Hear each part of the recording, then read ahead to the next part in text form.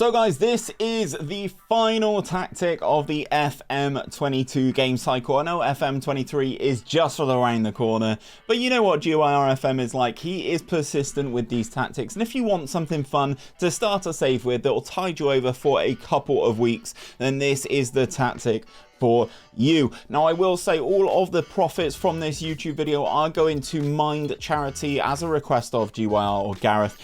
So please do, even if you aren't interested in watching the full video, please just let it run, just so that we can get as much ad revenue from this as humanly possible to donate some money to charity, because this is, of course, something that Gareth has requested. We did a video not too long ago where I put together a competition of 20 of Gareth's best tactics all together, and the one that came out on top was the 𝘼𝙗𝙤 nice to meet you. That was the 5-3-2 formation, and he's only gone and made it even better, and that is what we are going to cover in today's video. So without any further ado, let's dive in and take a look at things. So guys, because we are near the end of the game cycle, we didn't do an abundance of testing with this. Gareth just gave me the tactic early doors before we were talking about even releasing this to use in a rebuild. And those of you who have seen the Genoa rebuild, this is the save right here, right now. We've taken Genoa from a Serie B team using an updated database all the way to the top of the Serie A and won the Serie A within 5 years. So I think all in all, a very positive progress for a team that don't actually have an abundance of cash. But that is all the testing that we've done with this. It's good. Gareth's using it in his offline save as well, so we know it is pretty darn good. Obviously, we touched on this is a 5-3-2. Obviously, having two strikers at the top of the pitch is paramount in this year's Football Manager, I find. Then obviously we've got the three in the midfield, the two wing backs, and then the three centre backs. So let's break this bad boy down. In goal, we have a sweeper keeper with no additional instructions on him. He is just a sweeper keeper on support. So then we have three central defenders on defensive duty.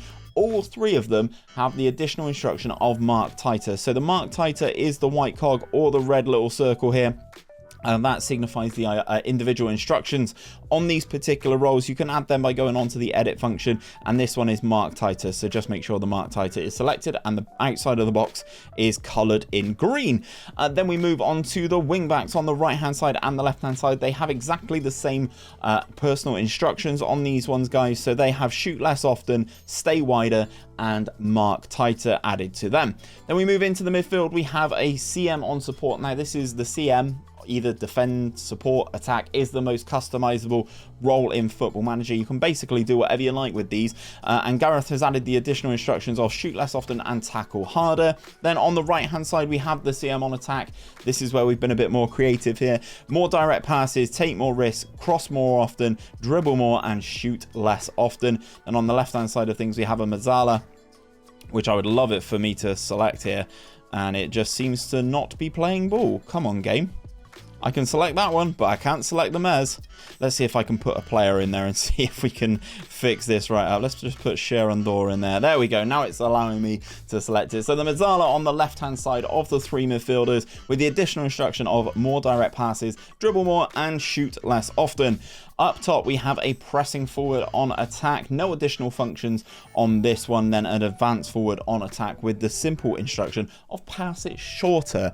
In terms of the tactical style, guys, it is a fully custom one, so you can do it yourself. Just go on clean slate, follow all the steps, put in all the roles, and the tactic will be exactly the same. So the mentality on the tactic is attacking.